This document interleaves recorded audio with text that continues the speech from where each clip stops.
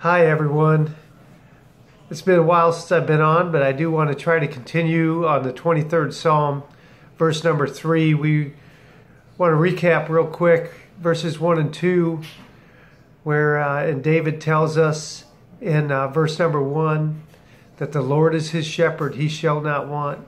Tells us who the Lord is, tells who he is in the Lord, and the fact that he has total peace and contentment in being a sheep in the Lord's flock. In verse number 2, he tells us that he makes him lie down in green pastures. He leads him beside quiet waters. David tells us about the provision that God has for the sheep in his pasture and the peace that they can draw from that provision. But verse number 3 I really take a breath. I stop and take a breath when I say this verse. He restores my soul, and he leads me in paths of righteousness for his name's sake. What an amazing verse. Did you guys know that God is in the restoration business? No, he doesn't have a reality show on TV, but in reality, he does restore souls. He restored mine.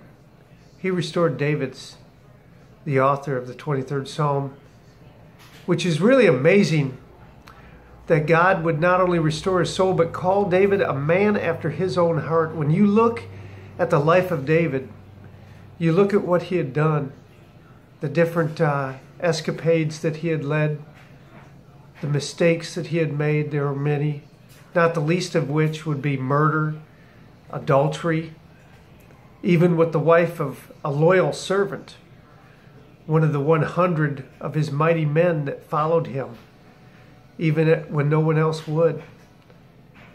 It's an amazing thing that God would call him and a man after his own heart. How could he do that?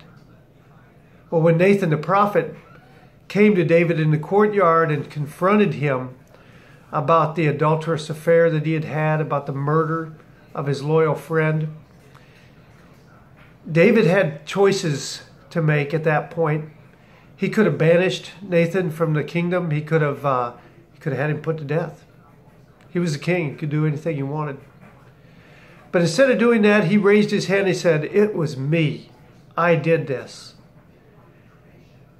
The restoration process began.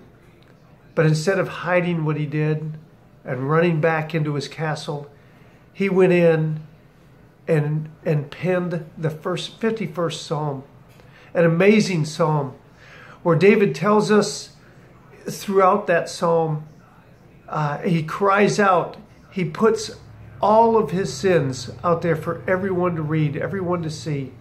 We still read it today, thousands of years later.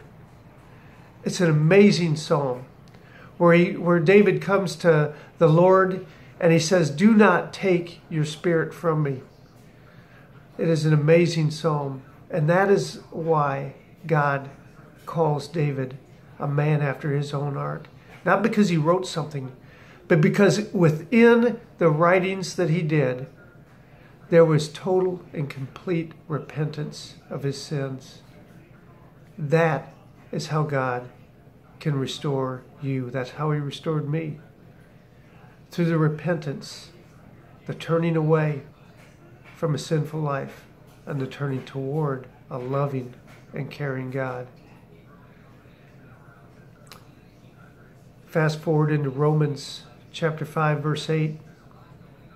God tells us about that amazing love. He tells us that while we were yet sinners, Christ died for us to take the penalty for our sin. David knew that. I know that. Do you know that? If not, I invite you to read the 51st Psalm, read the 23rd Psalm, read the book of Romans, dive into the love of Jesus. Y'all have a great evening.